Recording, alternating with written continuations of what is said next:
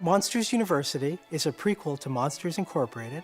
At the time, it was a huge technical achievement to make 5 or so furry characters. And now, in Monsters University, 250 characters have fur. There are so many furry monsters in this movie.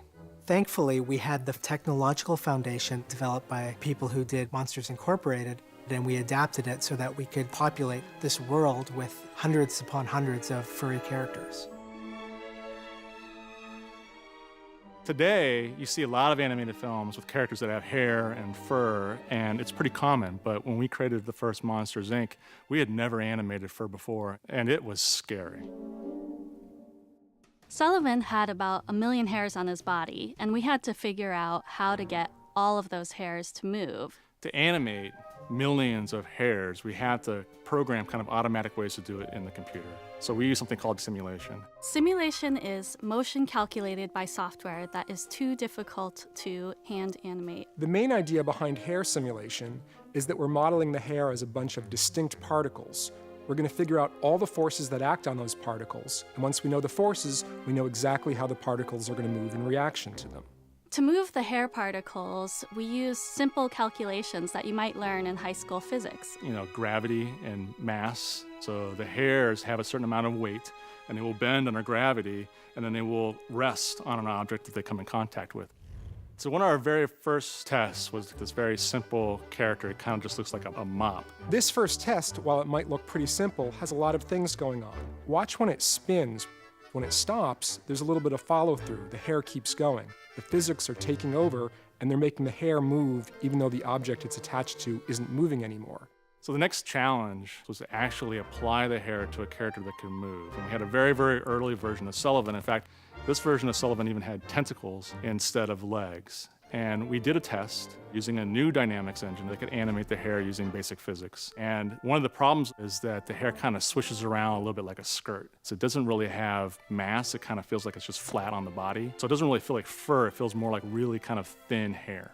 When the hair didn't look right, we had to really analyze what made fur on animals feel and move and look like fur. We went back to early examples and reference that we had of llama fur. We found that clumping was the key to making fur look like fur, and that means just the hairs that are near each other kind of stick together in these kind of organic shapes and patterns. And it turns out there's a mathematical pattern that we can also simulate on the computer, and it's based on something called a Voronoi diagram. Voronoi diagram.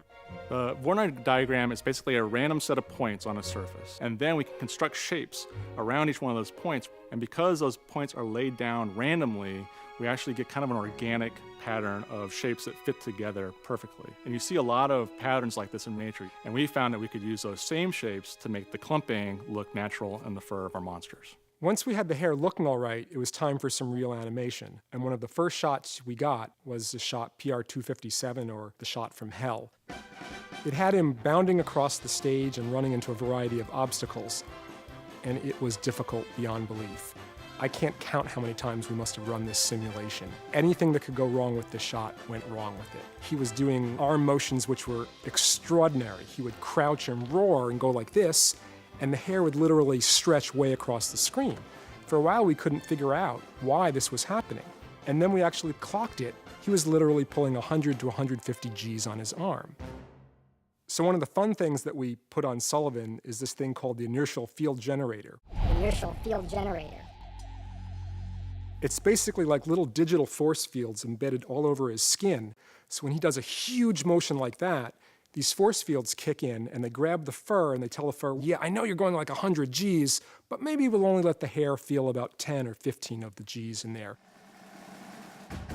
The toolset they developed for Monsters Incorporated is really the foundation of the toolset we have now. We've just adapted it for every film. It was used for the moss on the sub in Finding Nemo. It was used to simulate the grass on cars. It's been used for the animals like Doug and Kevin the bird. And we also used it for Monsters University to simulate a huge cast of furry characters. Making these tools has been just enormous fun. They're challenging, but one of the most thrilling things is when you finally see that character come to life on the screen. One of the things that's really exciting is when we make new technology for a film, we don't know how it's going to be used in the future. And so I can't wait to see what else it does.